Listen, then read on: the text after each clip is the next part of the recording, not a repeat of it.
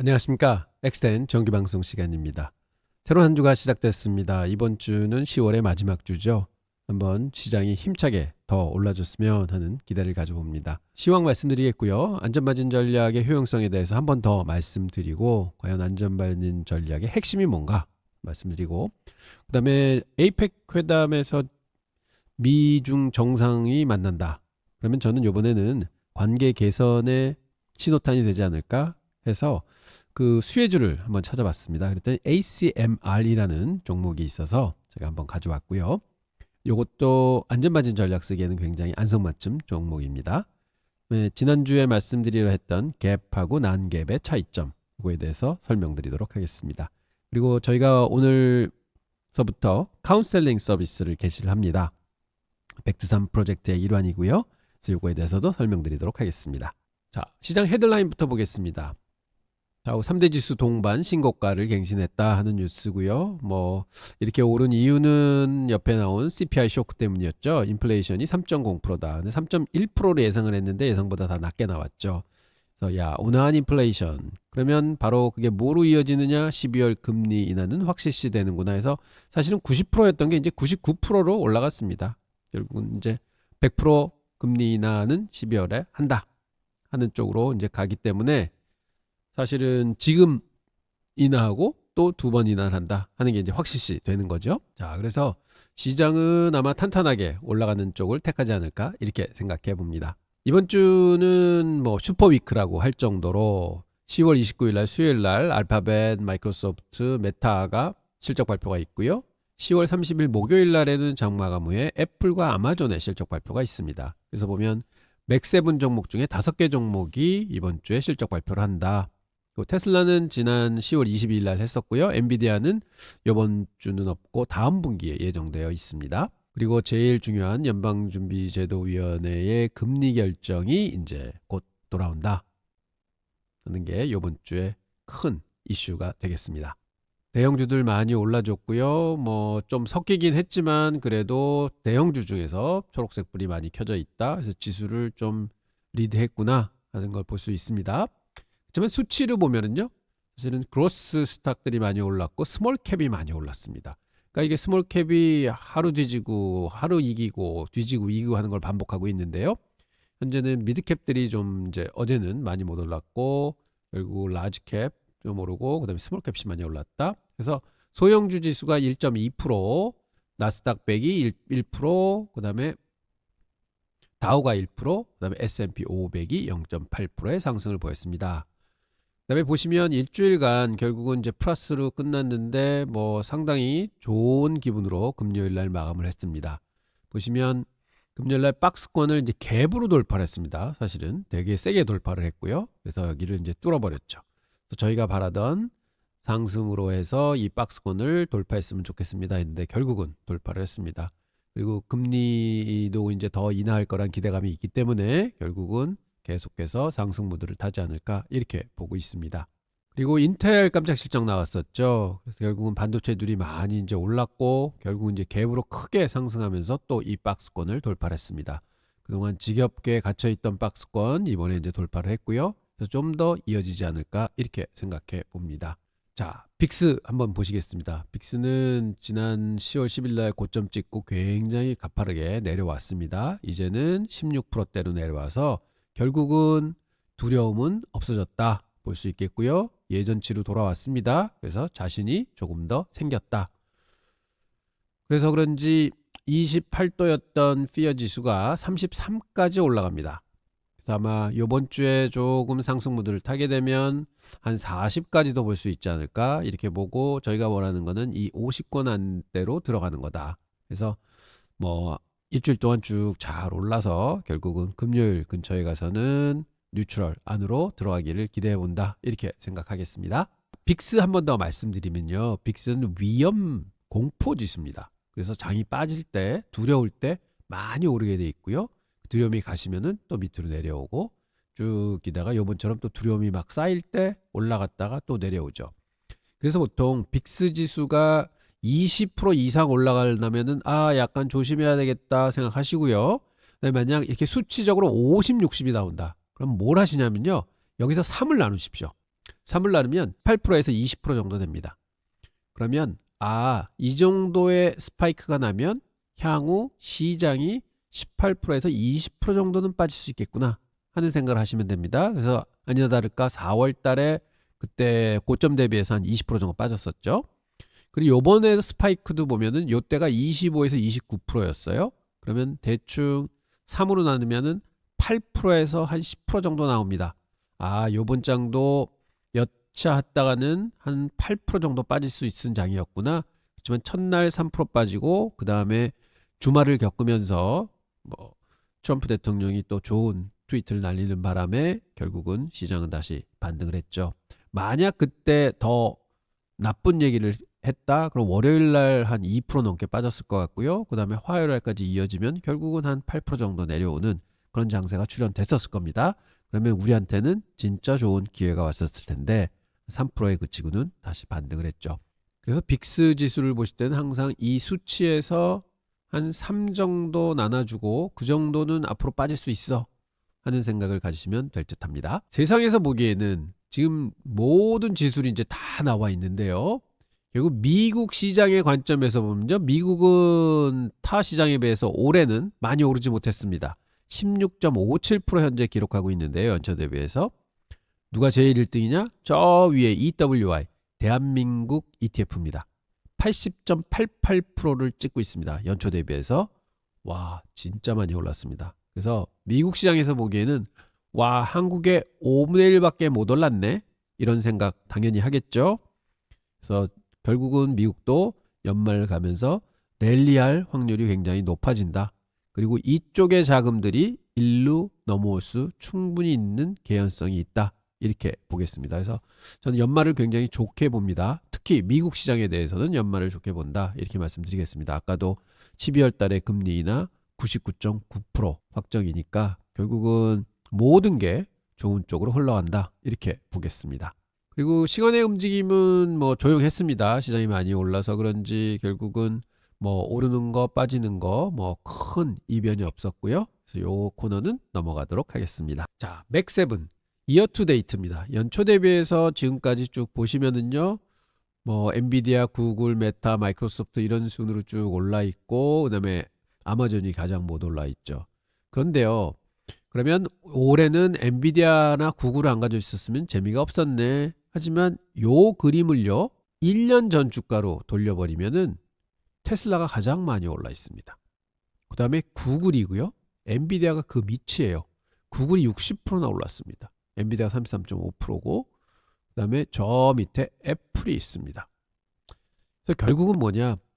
어떤 주식을 가지고 있느냐가 중요한 게 아니라 결국은 어떤 주식을 얼마에 샀느냐가 중요합니다. 그래서 연초에 샀으면 테슬라 같은 경우는 비싸게 샀으니까 지금 수익이 안 나 있는 거고 근데 1년 전에 샀으면은 정확하게 바닥 시점에서 샀었을 테니까 수익 많이 났다가 또 났다가 수익 나고 이런 사이클을 탔겠죠. 그래서 결론은 뭐냐? 어떤 주식을 쥐고 있느냐가 아니라 결국은 그 주식을 얼마나 싸게 샀느냐가 주식 투자에서는 가장 중요합니다 하고 말씀을 드립니다. 그래서 애플 경우에는요. 14.42%밖에 못 났습니다. 지수보다도 못합니다. 그런데 요거를 어떻게 둔갑시킬 수 있느냐? 애플을 비싼 값에 샀으니까 수익이 많이 못 났죠. 그럼 싼 값으로 만들려면 어떻게 해야 되죠? 네, 엑스텐 안전마진 전략 쓰면 됩니다. 자, 애플을 1년 전 24년 10월 24일서부터 안전마진 전략을 써서 운용을 해왔다. 그래서 1년이 딱 지난 시간이 되면 종목은 14% 올랐습니다. 그런데 전체 수익률은 30%가 됩니다. 즉 엔비디아하고 비슷하게 나는 거죠. 보시면 3번 사고 1번 팔았습니다. 매매도 많지 않았습니다.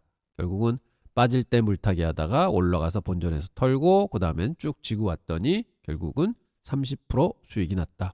자, 왜 이렇게 됐을까요? 안전마진 전략은 뭐라고 말씀드렸습니까?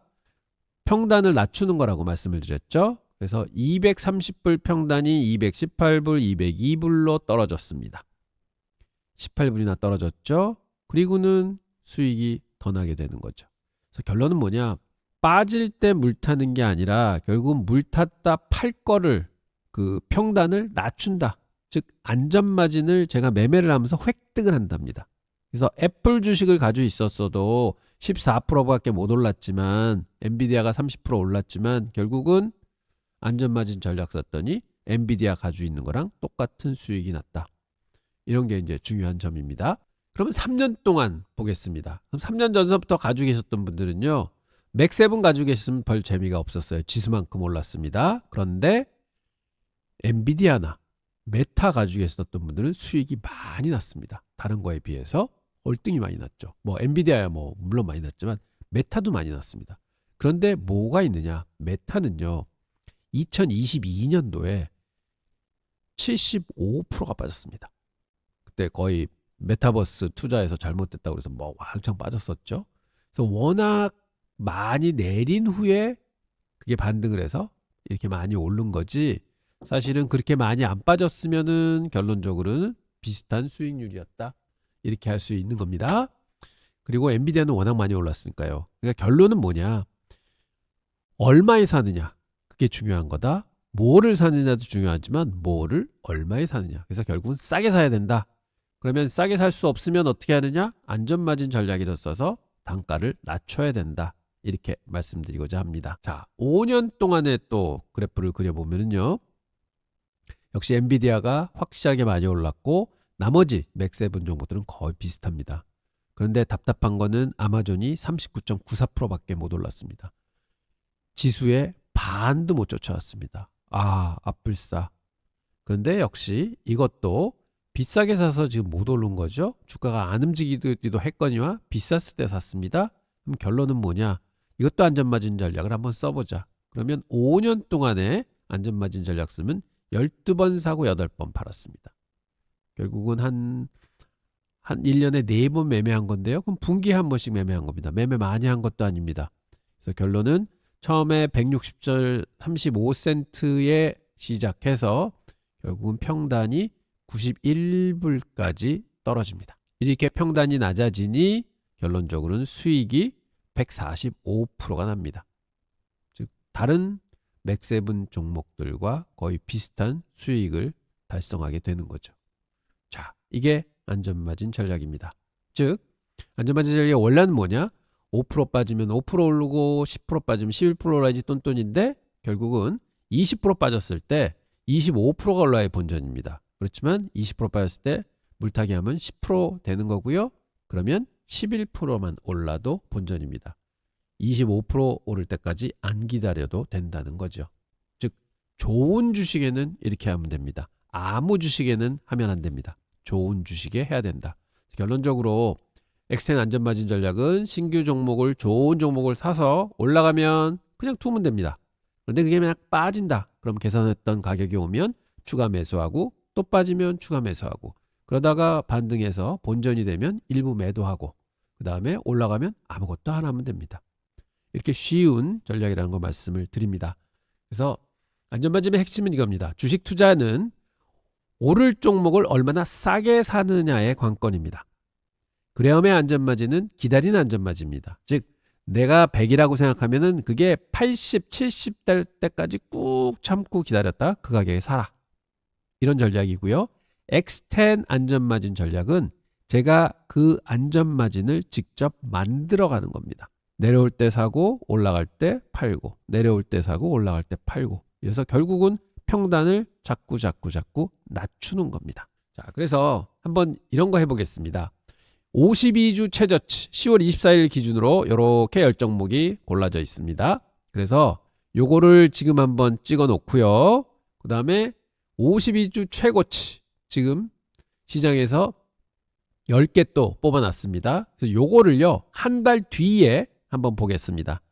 주가 가장 많이 내려온 10개 하고 주가 가장 많이 오른 10개 하고 과연 한 달 뒤에는 이 친구들이 어떻게 움직여 있을까? 과연 많이 올라온 것들은 빠질까? 많이 내려온 것들은 오를까? 하는 거를 보겠습니다. 이걸 보시면서 다시 한번 그때 안전마진의 핵심을 말씀드리도록 하겠습니다. 자, 또 안전마진 전략을 쓰면 잘 먹힐 만한 종목이 하나 있습니다. ACMR이라고요. 이번에 아마 회담이 성사가 되면 미국과 중국의 관계가 조금은 개선되지 않을까 하는 생각에 한번 추천드리려고 하는데 지금 많이 고점 갔다가 좀 빠지고요. 여기서 거의 W자로 다시 반등을 하고 있습니다. AV 앞선을 이제 잘 돌파를 해서 여기서 지금 위치하고 있는데 저는 뭐 지금보다도 조금 더 조정을 받으면 한 40불 선 진입하고 완전 마진 전략 쓰면서 물량 잡았다가 결국은 올라가는 쪽으로 좀 바라보려고 하는데요. 한번 분석 한번 해보겠습니다. ACMR은 한마디로 중국 반도체 자급자족 정책의 최대 수혜주입니다. 중국이 이제 뭐 반도체로 우리는 간다 하는 거를 발표하고 어마어마하게 지금 육성을 하고 있는데요. 미중 관계 개선이 이번 정상 만남으로 이루어진다면 상승 여력이 충분히 있다고 판단이 됩니다. 이 기업이 가진 폭발적인 기회와 치명적인 리스크를 한번 객관적으로 바라보도록 하겠습니다. ACMR의 투자 핵심은 세 가지로 쭉 요약을 한번 해보겠습니다. 첫째는 ACMR은 AI 반도체 고도화의 필수적인 웨이퍼 세정 장비 전문 기업입니다. 둘째는 중국 반도체 정책의 최대 수혜주로 압도적인 성장률을 보이고 있습니다. 그리고 12개월 선행 프라이스 퍼 세일즈가 1.4배라는 아주 극심한 저평가를 보이고 있습니다. 셋째는 이 저평가는 미중 지정학적 리스크 덕분이다. 즉 엔티티 리스트 등재 위험이 가격에 반영된 결과로서요. 전형적인 고위험 고수익 종목이다. 이렇게 요약하겠습니다. 첫 번째 데이터 성장률입니다. ACMR의 성장은 폭발적이라고 표현해도 과언은 아닙니다. 49% 5년간 연평균으로 성장을 했고요. 이는 격의적인 수치입니다. 그렇지만 성장은 끝나지 않았습니다. 2025년도도 18% 성장을 할 거다. 그만큼 성장을 했는데 또 이제 성장을 크게 하는 거죠. 그래서 이는 아마 어플라이드 매터리얼즈나 램 리서치 같은 글로벌 1, 2위 기업의 성장률을 압도하는 수치고요. 중국 내수 시장에서 이들의 점유율을 빠르게 뺏어오고 있는 순간입니다. 그렇다면 이 성장의 동력은 뭘까요? 바로 기술적 해자입니다. AI 반도체와 HBM은 과거의 평면 구조가 아닌 3D 높이로 쌓아 올리는 적층 구조로 아주 미세 공정을 요구합니다. 집을 100층으로 짓는다고 생각해 보십시오. 각 층을 올릴 때마다 먼지 하나 없이 깨끗해야 다음 층이 올라가는 겁니다. 반도체도 마찬가지입니다. 공정이 복잡해지면 복잡해질수록 오염 관리가 굉장히 중요하죠. 자연히 웨이퍼 세정 수요는 폭발적으로 증가할 수밖에 없습니다. ACMR은 바로 이 단일 웨이퍼 습식 세정 분야에서 세계적인 핵심 기술력을 보유하고 있습니다. 이것이 ACMR의 강력한 기술적 해자입니다. 하지만 이 완벽해 보이는 주식에는 치명적인 약점이 있죠. 바로 엔티티 리스크입니다. 2024년 12월에요. ACMR의 핵심인 상하이 자회사가 미국 상무부의 수출 통제 명단에 올랐습니다. 이게 엔티티 리스트에 등재된 것이죠. 이는 미국산 기술과 핵심 부품 조달에 심각한 제한이 생길 수 있음을 의미합니다. 즉 미국에서 기술이 안 들어오는 거죠. 중국으로. 중국의 자회사로 들어와야지 거기서 만들어서 결국은 중국에다 파는데 물론 회사 측은 즉각 영향은 제한적이며 관리가 가능하다고 밝혔고 대체 공급망이 이미 확보가 했다. 그래서 꼭 미국 아니더라도 딴 데서 갔다가 우리 만들면 된다 하고 얘기하고 있지만 시장의 반응은 냉랭합니다. 회사의 말을 100% 신뢰하지 못하고 있으며 이 리스크가 주가에 반영돼서 극심한 밸류에이션 할인을 겪고 있는 상황이죠. 이 차트가 현재 ACMR이 처한 상황을 가장 잘 보여줍니다. 왼쪽에 ACMR이 있는데요. 보십시오. 이게 성장률은 이렇게 많이 성장을 하는데 쭉 PS 배수는 제일 낮습니다. 어플라이 매터리얼보다 낮고 램 리서치보다도 낮습니다. 정리하자면 경쟁사보다 3배에서 4배 빠른 성장에도 불구하고 밸류에이션은 3분의 1 수준이다. 극단적인 격차가 나고 있습니다. 왜냐하면 이게 ACMR의 매출 대부분이 중국에서 발생하기 때문입니다. 자, 중국의 의정성은 양날의 검입니다. 중국 정부의 반도체 굴기 정책은 거대한 기회지만 또 미중 갈등이 심화되면 가장 먼저 타격받는 위험도 가지고 있습니다. 그렇다면 ACMR은 위험에 비해 재무적으로 취약한가요? 그렇지 않습니다. ACMR의 재무 건전성은 매우 뛰어납니다. 부채 비율이 23%밖에 안 됩니다. 굉장히 안정적인 수준이고요. 그다음에 2025년도 2분기 기준 총 이익률이 48%, 순이익률이 14%. 그래서 돈을 꾸준히 벌고 있습니다. 무엇보다도 2025년 1분기 기준 약 6,700억 원 되는 막대한 현금성 자산을 보유하고 있습니다. 즉 외부 충격에 버틸 체력이 충분하다는 의미입니다. 어떤 좀 안 좋은 소식들이 전해져도 버틸 수 있다. 그래서 결국은 풀릴 것은 미중 관계 개선에 의해서 묶여있던 발이 좀 풀리면은 그 다음부터는 날아갈 수 있다. 이런 얘기가 되겠죠. 그래서 결국은 이 종목은 S&P 500을 이기기 위한 터보 엔진입니다. 다만 그 엔진이 언제든지 꺼질 수 있다는 리스크가 명확히 있습니다. 미중 문제 때문에. 그리고 둘째, 포트폴리오 편입하실 때는 그러한 문제 때문에 2에서 4% 정도 실으시는 게 맞습니다. 더 이상 실으시면 안 됩니다. 그리고 이 주식은요, 사실은 모니터링 하는 게 뭐냐? 주가를 모니터링 하시는 게 아니라 뉴스를 모니터링 하셔야 됩니다. 미중 무역 분쟁, 특히 엔티티 리스트 제재 관련 뉴스가 핵심입니다. 또한 회사가 이런 약조건 속에서도 분기별 실적 가이던스를 지켜내는지 그것도 한번 반드시 확인하셔야 됩니다. 넷째는 장기 보유입니다. 회사 내용 좋습니다. 앞으로 성장할 수 있습니다. 하지만 지금 발목 잡힌 게 있죠. 결국은 장기적인 보유 관점을 가지셔야 됩니다. 이 투자는 단기 시세 차익이 아닌 중국의 반도체 자급자족 성공과 ASMR의 독보적 기술력에 베팅하는 장기 투자라는 것을 명심해 주시기 바랍니다. 지정학적 뉴스로 인한 단기 폭락을 견뎌낼 수 있어야 합니다. ASMR은 지정학적 불확실성이라는 거대한 리스크와 극심한 저평가, 폭발적 성장 잠재력이라는 거대한 기회가 정면으로 지금 충돌하고 있는 상황입니다. 이런 종목이야말로 X10 안전마진 전략을 쓰면은 굉장히 좋은 효과가 있으리라 기대를 합니다. 그래서 한 1%로 안전마진 전략 개시하시고 10% 하락시마다 추가 매입, 그 다음에 본전되면 절반 매도를 반복하신다면 아마 평단을 자꾸 낮추시면서 폭발할 기회를 잡으실 수 있을 것 같습니다. 자, 지난 시간에 말씀드리다 못 드린 거죠. 바로 갭하고 난갭입니다. 저도 예전에 이거 듣고는 갭, 난갭 저게 뭐지? 하는 몰랐을 때는요. 그런 얘기 했는데 알고 보니까 아이고 별거 아니네 하는 생각이 들었습니다만 여러분들 중에는 뭐 다 아시는 거겠지만 뭐 처음 미국을 접하시거나 하면은 저게 무슨 소린가 하실 겁니다. 그래서 오늘 아주 간략하게 설명드리도록 하겠습니다. 뭐 분석 보고서나 실적 발표 때면 꼭 나오는 용어니까요. 꼭 알아두시면 좋을 것 같습니다. 자, 일단 어려운 회계 용어 말고요.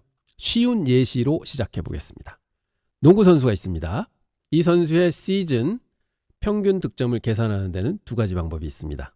첫 번째가 갭 방식입니다. 이거는 공식 규칙입니다. 즉 협회에서 만들어 놓은 이렇게 해서 계산을 해 하는 공식이죠. 자, 그럼 어떻게 하느냐? 모든 경기의 점수를 더해서 나눕니다. 그러면 아주 컨디션이 안 좋은 날 2점 냈고요. 그 다음에 부상당해서 경기를 5분밖에 안 뛰었 날도 3점 더해야 되고요. 그 다음에 진짜 제 컨디션에 좋은 날 25점 득점한 것도 다 더합니다. 그래서 이게 나눠주면 평균 10점이다 나옵니다. 그래서 이게 공식이죠. 모든 선수들에게 똑같이 적용이 됩니다. 이 선수가 이렇게 말합니다. 잠깐만요. 제가 아팠던 날이랑 다쳐서 5분밖에 못 뛴 날은 그거는 제 실력이 아니잖아요. 뭐 쭉 뛴 것도 아니고 5분밖에 안 뛰었다니까요.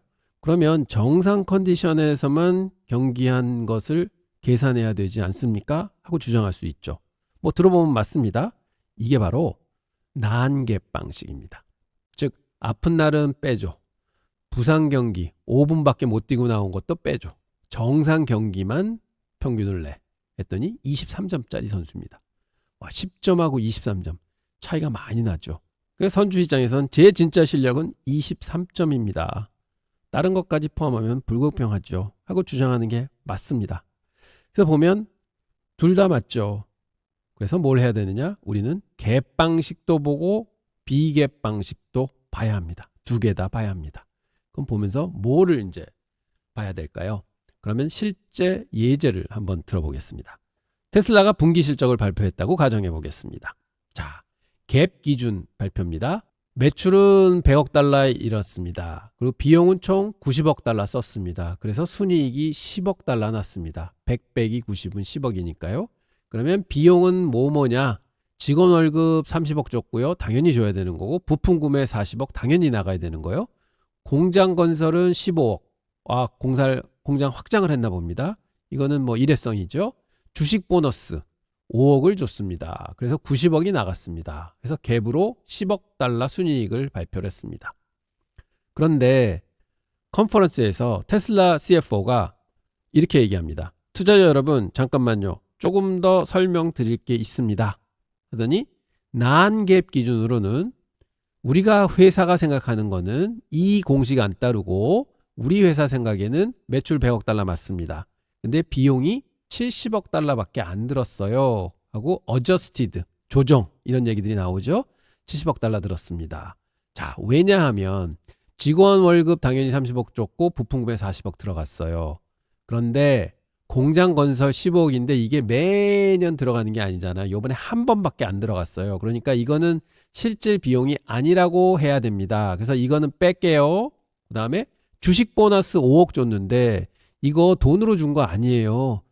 주식으로 줬어요. 그래서 돈 안 나갔어요. 그래서 이것도 빼야 됩니다.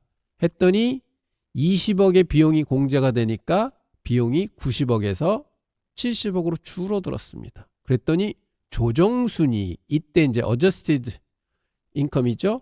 그게 30억 달러로 늘어난 거죠. 결국은 갭은 10억, 난갭은 30억. 3배 차이가 납니다. 자, 이건 뭐냐? 공식에 의한 거, 그 다음에 회사의 주장. 근데 회사의 주장이 맞죠. 공장 건설 매번 들어가는 게 아니니까. 그 다음에 보너스는 주식으로 줬는데 그것도 돈이 아니잖아요. 맞네. 그러면 이렇게 잘했구나. 근데 이것만 보면은 10억 벌었는 줄 알았는데 30억 벌었네. 이렇게 되는 겁니다. 근데 투자자의 입장에서는 머리가 아픕니다. 이게 뭐 어떻게 해야 돼? 그래서 이런 걸 보면 막 실적 발표 나오나 이러면은 뭐 adjusted income이 있고 뭐 난갭, 갭 나오는 게 다 이런 거죠. 자, 그럼 왜 회사들은 이 두 가지 숫자를 발표를 할까요? 회사 입장에서는 이렇게 말하고 싶은 거죠. 일회성 비용이나 특별한 사건들만 빼고 보면 우리 핵심 사업은 정말 잘하고 있습니다. 우리 진짜 실력은 난갭 리포트를 봐주세요. 이런 거죠. 사실 이건 어느 정도 합리적입니다. 매 분기마다 공장 짓는 것도 아니고 구조조정 비용 같은 것도 매번 있는 게 아니니까요. 그런데 투자자 입장에서는 조심해야 합니다. 첫째, 둘 다 확인하셔야 돼요. 갭만 보지도 말고 비갭만 믿지도 말고 두 개 다 보셔야 합니다. 왜냐하면 회사가 비갭에서 너무 많이 비용을 빼버려서 수익을 막 뻥튀기 할 수도 있으니까요. 예를 들면 어떤 회사가 매 분기마다 이번 분기는 구조조정 비용이 있어서 그 비용을 까야 됩니다. 다음 분기는 소송 비용이 있는데 이건 한 번밖에 안 일어나니까 비용으로 치면 안 됩니다. 그 다음 분기는 또 공장 건설이 있어요 하고 자꾸 핑계를 대고 비용을 줄입니다. 매번 뭔가를 빼고 있다면 그게 그 회사의 그냥 정상적인 비용 구조일 수도 있습니다. 매단 말도 안 되는 비용들이 들어가는 거니까요. 그래서 결국은 그 난갭 남용하는 회사들이 진짜 많습니다. 특히 적자 나는 스타트업들. 조정 에비타는 플러스입니다. 이러면서 실제로는 돈 왕창 까먹고 있는 경우가 많죠. 그래서 저도 기업 분석 드릴 때 조정 이비타다는 뭐 플러스입니다. 뭐 갭은 마이너스지만 난갭은 플러스입니다. 이런 말씀 드리잖아요. 다 이런 것입니다. 회사의 주장인 것이죠. 핵심 정리하겠습니다. 갭은 공식 성적표다. 무조건 먼저 봐야 됩니다. 왜? 공식 성적표니까. 그리고는 회사의 스토리를 한번 듣는 겁니다. 그게 뭐냐? 난갭. 그래서 차이가 별로 없다. 그럼 뭐 괜찮은 거고. 근데 차이가 굉장히 크다. 하면 아까처럼 뭐 10억에다가 30억이다. 차이가 크다. 그러면 왜 그런지 꼭 확인을 해야 됩니다. 매번 빼는 항목이 있다면 그건 진짜 비용일 수도 있습니다. 자, 여러분 다음엔 엔비디아, 테슬라, 애플 실적 발표 보실 때는 꼭 기억하십시오. 갭과 난갭이 있다. 갭은 공식적인 보고서, 난갭은 회사의 주장. 그리고 그게 다르다? 그럼 꼭 파악해 보시기 바랍니다. 이것만 아셔도 투자 실력이 확 달라지실 겁니다. 엑스텐 포트 정리 한번 해보겠습니다. 저희가 드디어 20% 또 넘었습니다. 20.86% 됐고 지수보다 5.7% 앞서가고 있습니다. 스윙 트레이딩은 아직 3종목으로 되어 있습니다. 지금 2종목이 스탑아웃 당했죠. 그다음에 포트폴리오 밸류는 12만 1,500불로 이제 커졌고요. 20.86 여기 써 있고, 그래서 지수는 15.18, 포트는 20.86 앞서가고 있습니다. 지금 굉장히 더 벌어졌고, 저는 현재는 24종목 싣고 있는데, 요번 주 중반을 넘어서 목요일, 금요일 정도 되면은 일정 부분을 좀 이제 현금화 하려고 하고 있습니다. 종목을 이제 줄일 거고요. 더 본격적으로 11월 들어가서는 연말 랠리를 향해서 좀 비중을 키울 거는 키워주고 좀 확 줄일 거는 줄여주고 하는 작업을 할 겁니다. 자, 그래서 9월 달에 굉장히 지수를 앞서갔고요. 10월 달에도 현재 많이 앞서가고 있는 상황입니다. 자, 제가 항상 말씀드리지만 항상 가끔 종목들 쭉 펼쳐 놓으시고 내가 어떻게 운용을 하고 있는지 한번 분석을 해 보시는 거 도움이 되실 겁니다 하고 말씀을 드립니다. 저희가 32종목 매매를 해 왔고요. 22종목 현재 포트에 가지고 있습니다. 그래서 보시면은 25종목이 플러스가 나고 있고 7종목이 마이너스가 나고 있습니다. 그래서 승률은 78%다. 그래서 50%만 나오면 좋겠다 하고 저는 운영을 하고 있는 입장인데 78%니까 굉장히 잘하고 있고요. 그 다음에 가장 중요한 거는 profit factor라고 말씀드렸습니다. 총 벌어들인 절대금액 에버리지하고 평균하고 총 잃은 거 평균하고 B가 얼마나 되느냐 보면 지금 현재는 11.88배가 나오고 있습니다. 오, 잘했네. 그래서 벌 때 많이 벌어야 되고요. 손실 볼 때 적게 손실 봐야 됩니다. 퍼센테지가 아니라 절대 금액으로 하셔야 됩니다. 절대 금액. 지금 손실을 제일 많이 보고 있는 게 MSTR이죠. 마이크로 스트래터지. 한때는 플러스도 많이 나고 있었는데 다시 마이너스로 돌아왔습니다. 피그마도 마이너스 나고 있고 사운드하운드, JP모간, 에큐레이, 그다음에 나녹스, 그다음에 서클도 조금 마이너스 나고 있습니다. 페이팔은 그때 스탑아웃 당하면서 조금 플러스 나면서 스탑 당했습니다. 그래서 결론은 돈 벌 수 있는 유일한 비법은 하나밖에 없죠. 손실보다 이익이 더 많이 나야 된다.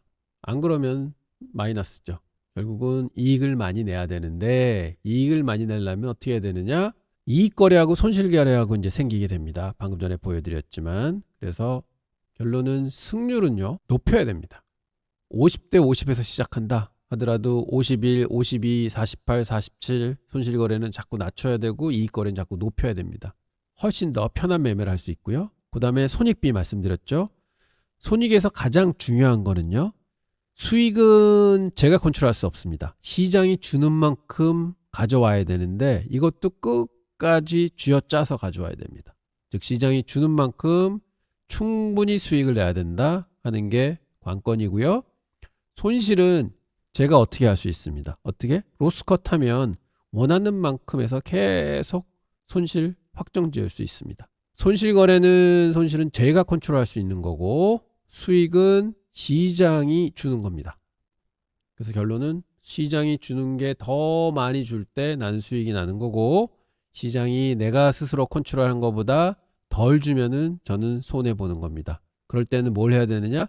이익 거래가 더 많아야 됩니다. 승률이 높아야 됩니다. 그래서 결론적으로는 승률도 높이고 프로핏 팩터도 높이고 하는 게 돈 버는 유일한 방법이다 하는 거는 이게 원천적인 얘기 같지만 사실 이게 가장 중요한 근본입니다.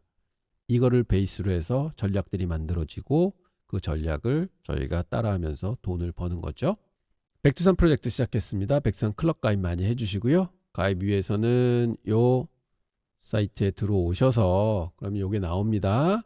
그럼 신규 개설 해주시고 혹은 기존 고객이시면은 삼성증권 고객이시면 기존 고객 추가 계좌 설정하시고 그다음에 이 밑에 하단에 있는 붉은색 해당란으로 가시면은 그 자문 등록하는 이제 프로세스가 있습니다. 그거 해주시면은 저희 회원이 되셔서 저희하고 같이 다양한 프로그램을 진행하실 수가 있습니다. 많은 성원 부탁드립니다. 그리고 외국에 계신 분들이나 교포님들은 inbexgpt@gmail.com으로 이메일 주시면은 저희가 또 서류로 이렇게 가름해서 저희 클럽에 조인하실 수가 있으시고요. 그 다음에 국내에서도 잘 안 되시거나 하시면은 02-785-3882로 전화 주시면은 저희가 프로세스 자세하게 설명드리도록 하겠습니다. 그리고 오늘부터 처음 게시가 됐는데요. 카운셀링 서비스가 게시가 됩니다. 그래서 이거는 뭐냐? 여러분들이 한 번 세션에 50분에서 1시간 정도 저하고 대담을 나누시고 어떠한 주제라도 좋습니다. 정해주시고 대담을 나누시고 여러분들 투자 생활 훨씬 더 잘하실 수 있도록 조언이 되는 그런 카운셀링 서비스입니다. 그래서 많은 성원 부탁드리고요. 3번 할 수 있는 그 패키지가 준비되어 있으니까요. 그 패키지 문의는 inbexgpt@gmail.com으로 문의 주시던지 혹은 785-3882로 전화 주셔서 카운셀링 서비스 문의 드립니다 하시면은 저희가 담당자가 잘 설명드리도록 하겠습니다. 굉장히 좋은 서비스입니다. 여러분 그 카운셀링은 항상 중요한 거고요. 그런 이제 개별 가외인 셈이죠. 그래서 한번 경험해 보시면은 도움이 많이 됐다 하는 생각 꼭 가지실 겁니다. 많은 성원 부탁드립니다. 자, 오늘 방송은 여기까지고요. 내일 또 더 좋은 컨텐츠로 찾아뵙도록 하겠습니다. 감사합니다.